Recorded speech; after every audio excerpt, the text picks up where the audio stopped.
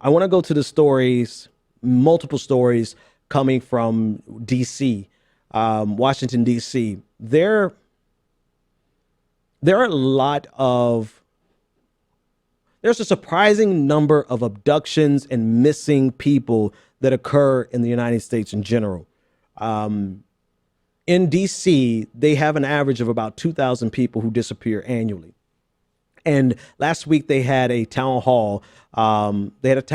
Discussing the increase in the number of women and children, girls who have disappeared, and to listen to the language and the tone of the police, the leadership there, so calm and so casual about the number of people who disappear.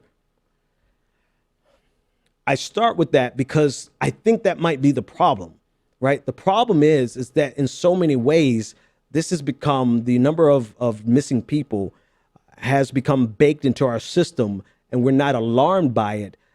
And oftentimes it's not even communicated to the general public. Now, according to the data, the vast majority of people who disappear, they're solved, they're found within a 24-hour period. They're recovered. One interesting point, though, that is very disturbing that I pull from Sean King in the New York Daily News is that out of the 95%, out of the 100% of cases that are solved, and people who are 95% of the people are recovered.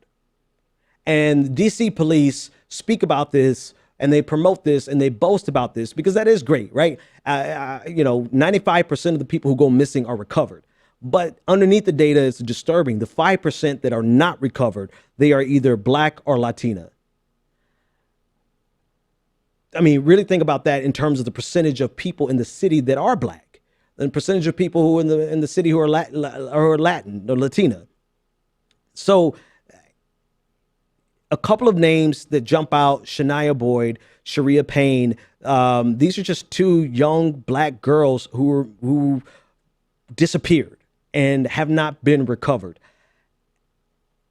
I'm trying to tread delicately with this because it is both disturbing, but there's a lot of misinformation out there as well. There are a lot of celebrities who mean well, who are trying to do their best to bring awareness to this issue, and they've been sharing information that's not accurate. So I'm trying to be sure not to share or to inflame this anymore. But the problem for me is that too many people are calm about it. So it's kind of like I exist in between wanting to fan the flames to make sure that we find these people, but we also have to be careful to share the right information. Here's some of the things that that need to be pointed out. According to the BBC, there has been an increase. I want you to think about these numbers. An increase from an average of 190 girls who go missing on a monthly basis to 200 that go missing on a monthly basis. Granted, 95% are recovered, solved. But of the 5% that are left, they're Black and they're Latina. Part of this equation is the fact that we are now being exposed to what the DC police feel is just a regular day. And I use that language because in no world that I want to exist in are we comfortable having a regular day or a regular month where 200 people go missing, or a regular year where over 2,000 people go missing. However, this is a regular day for DC. And in their efforts to expose more people to this reality, what they've done is they utilize social media to bring awareness to the issue. All right. By bringing awareness to the issue, it's like we're just getting awakened to it. This has been an ongoing problem. And the thing that jumps out the most to me about this is that if this problem has been going on this long, how do we not have all hands on deck to find our missing girls? D.L. Hughley, the comedian, the radio host, he put it best. We got the FBI to track down 2 jerseys for Tom Brady. They went all the way to Mexico to find jerseys for Tom Brady. But we barely get Amber Alerts for the missing girls in DC. Now, this is a problem across the country, but it seems to be localized and exacerbated in DC. And yet we have FBI agents who could track down a jersey in Mexico. But we not only are we not finding this last 5%, we're cavalier and we're comfortable enough to speak as though we're doing the best that we can. That language in itself is so problematic. It's so disturbing, because these are real individuals. These are people. These are people whose lives. And you know, there's a lot of advice that's being given to families when this happens. They want to make sure that people don't report the girls as being runaways, don't report the girls as being involved in any type of illicit activities, because if they're considered to be runaways or they're considered to be involved in any type of illicit activities, the police are that much more casual and relaxed in the pursuit. Another dynamic of this. This is a dynamic that Soledad O'Brien, I think she's still of CNN, but formerly of CNN, if nothing else, she brought up that I think is definitely worth mentioning. There is an obsession in the United States with young, quote unquote, attractive white girls who disappear. And yes, this has a racial component because of the people who are not recovered. They're black, they're majority black and Latina. But we have an obsession with white, you know, think about JonBenet Ramsey. Think about all the names that we know off the top of our head of white children who disappear. And I mean, like a dragnet, even if we don't find them, we put so much attention and focus on their stories that people at least know about the tragedy.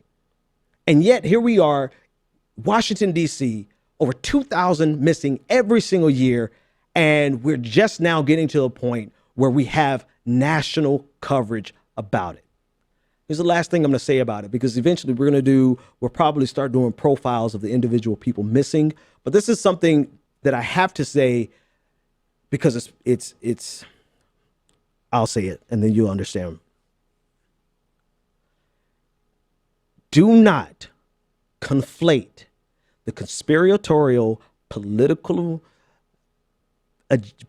agenda of Pizzagate with this. And I'm asking as politely as I can, because here's the reality. Pizzagate is insanity.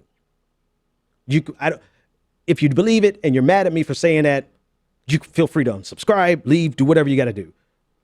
Pizzagate is so ridiculous that Alex Jones, the conspiracy theorist in chief, had to apologize and is facing a lawsuit because of it. Right? But more importantly than whether or not you believe it's real or whatever, it's fake, but that's not the point. The reason I'm bringing it up in context of the missing girls in DC is because the people who are promulgating Pizzagate have zero concern about these girls, because these girls have been missing for years. And Pizzagate is a political agenda for people who hate the Clintons, hate Podesta. They have a grudge. They hold on to this. They're taking it, and they have this world that they've created around Pizzagate. And it has nothing to do with the girls that are missing. It has everything to do with people who feel like they can bring down Clinton and bring down John Podesta, and nothing to do with the reality of 200 girls every single month that go missing.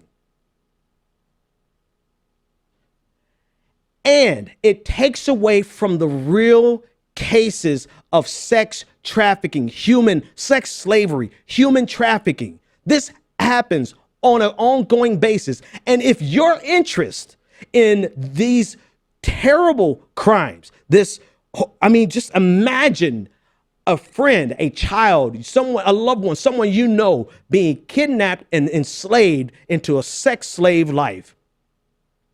If your interest in that is the extent to which you can pin it on John Podesta and Hillary Clinton, go to hell. Because you're not genuinely concerned about the people who have been hurt, the families that have been broken, the lives that will never be recovered. You're interested in the political agenda.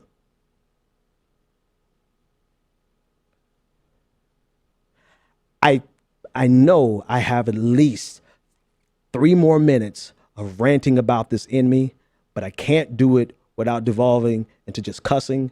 So I will say again, if you're genuinely concerned about these missing people, do not allow people in your space to conflate and mix this conspiracy theory so ridiculous that Alex Jones himself has had to apologize for it. Do not conflate that with the real horrific situation that is happening across the country, but particularly in DC, where all these girls are missing because the people, again, I can't even go back into it because it blows me away. I'm seeing it more and more and more, and I'm going to call it out every time I see it.